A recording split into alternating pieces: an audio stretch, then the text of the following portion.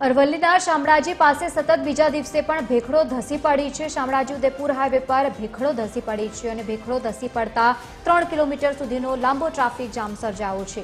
Shamlaji Udaipur national highway પર વાહનોની લાંબી કતારો જોવા મળી છે। ભાદરવી પૂર્ણિમાના મેળામાં આવતા દર્શનાર્થીઓ માટે આ જોખમ છે। લોકોને સાવચેત રહેવા માટે તંત્રે અપીલ કરી છે। સતત વરસાદી માહોલ જામ્યો છે અને અરવલ્લીની ગીરીમાળાઓમાંથી આ ભેખડો ધસી પડી છે, જેના કારણે હાલ લોકોમાં ડરનો માહોલ પણ છે।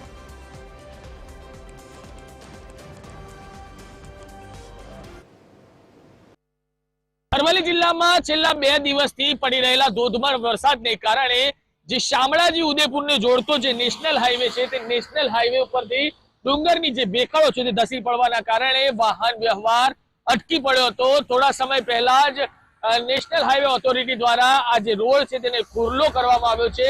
3 કિલોમીટર જેટલો જે ટ્રાફિક જામ સર્જાયો હતો। ટ્રાફિક જામ સર્જાવાના કારણે વાહન ચાલકોને મુશ્કેલીનો સામનો કરવો પડી રહ્યો હતો। દર ચોમાસે આ પરિસ્થિતિનું નિર્માણ થાય છે।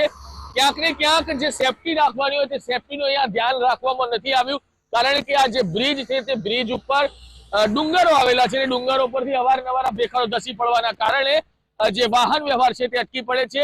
મોટી દુર્ઘટના સર્જાય તો નવાઈની વાત નહીં તેવા દ્રશ્યો અહીંયા સામે આવ્યા છે, કારણ કે જે રીતે આ નેશનલ હાઈવે ઉદયપુર અને શામળાજીને જોડતો નેશનલ હાઈવે છે ત્યાંથી અવારનવાર ટ્રકો પસાર થતા હોય છે, ત્યારે વાહન ચાલકો માટે હાલ આ જે રોડ છે તે ખતરારૂપ સાબિત થઈ રહ્યો છે। સમીર બલોર, TV 13 ગુજરાતી, હકથી ગુજરાતી, અરવલ્લી।